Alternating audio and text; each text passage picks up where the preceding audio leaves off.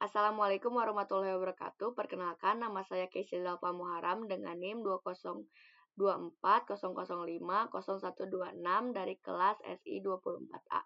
Hari ini saya akan memaparkan studi kasus manajemen risiko operasional mengenai langkah strategis dalam menutup kesenjangan pasca insiden banjir. Nah, fokus utama kita adalah menerapkan dua kontrol konkret untuk memastikan bahwa pelaksanaan audit di tahun depan akan menemukan seluruh gap ini sudah tertutup penuh. Beberapa waktu lalu, kantor cabang ini dilanda banjir besar yang mengakibatkan pemadaman listrik total serta jaringan internet mati selama 2 hari. Krisis ini menyingkap dua kesenjangan operasional utama yang kita miliki. Di sini ada konteks insiden. Cabang dilanda banjir besar dan kehilangan listrik serta internet padam selama 2 hari. Gap pertama ini ada daftar kontak tidak akurat. Saat keadaan darurat terjadi, diketahui bahwa daftar kontak darurat masih memuat nomor telepon mantan karyawan atau karyawan yang sudah keluar sejak 1 tahun lalu. Ini membuktikan proses pemutakhiran data tidak berjalan dengan semestinya. Nah, adapun di gap kedua yaitu WFH belum pernah diuji. Secara infrastruktur, staf sebenarnya bisa melakukan login dari rumah menggunakan laptop mereka.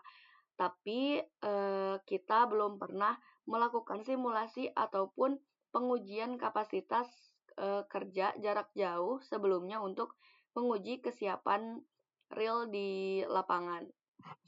Selanjutnya, ada kontrol 1, yaitu pemeliharaan daftar kontak darurat. Untuk menyelesaikan gap 1 ini, kita mengeksekusi kontrol 1 terlebih dahulu. Parameter detail terukurnya adalah frekuensi review terjadwal. Ini dilakukan review terjadwal secara triwulan atau 4 kali dalam setahun. Lalu ada pemutakhiran saat offboarding. Data kontak wajib diperbarui maksimal 3 hari kerja sejak tanggal karyawan keluar.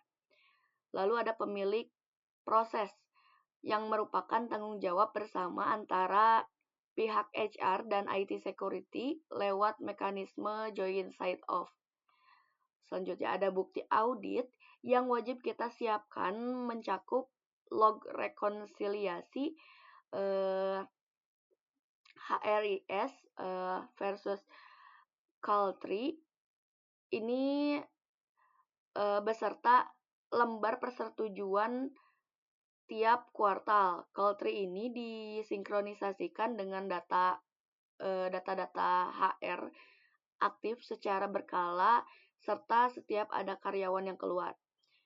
Nah, untuk indikator keberhasilan saat audit itu tidak ditemukan satupun nomor kontak milik mantan karyawan yang sudah keluar lebih dari 3 hari kerja pada sampel uji yang diambil oleh auditor.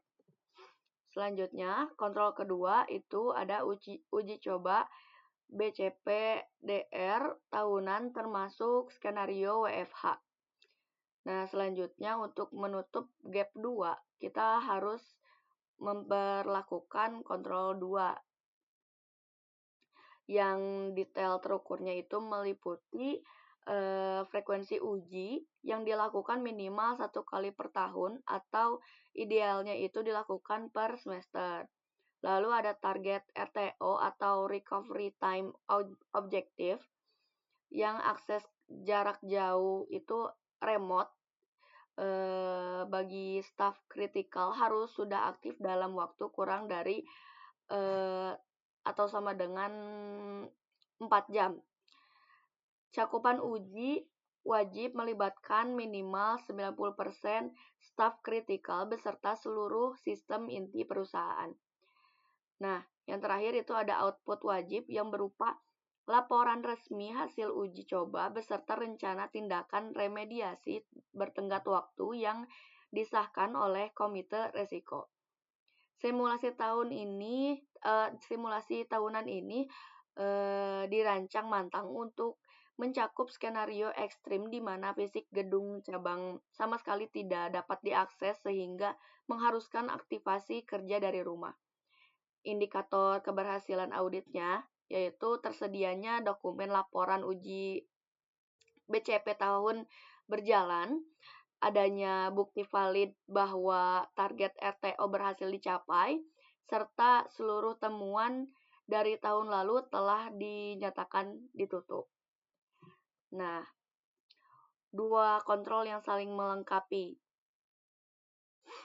Sebagai kesimpulan, kontrol 1 ini menjamin jalur komunikasi krisis kita selalu akurat dan dapat diandalkan. Sedangkan kontrol 2 memastikan kapasitas kerja dari rumah benar-benar diuji secara nyata, bukan sekedar asumsi di atas kertas saja. Nah, hasil yang diharapkan itu melalui komitmen ini, audit 1 tahun ke depan akan memastikan kedua kesenjangan operasional ini telah tertutup penuh dengan dukungan bukti dokumentasi yang konsisten dan terukur. Sekian presentasi dari saya. Terima kasih atas perhatiannya. Wassalamualaikum warahmatullahi wabarakatuh.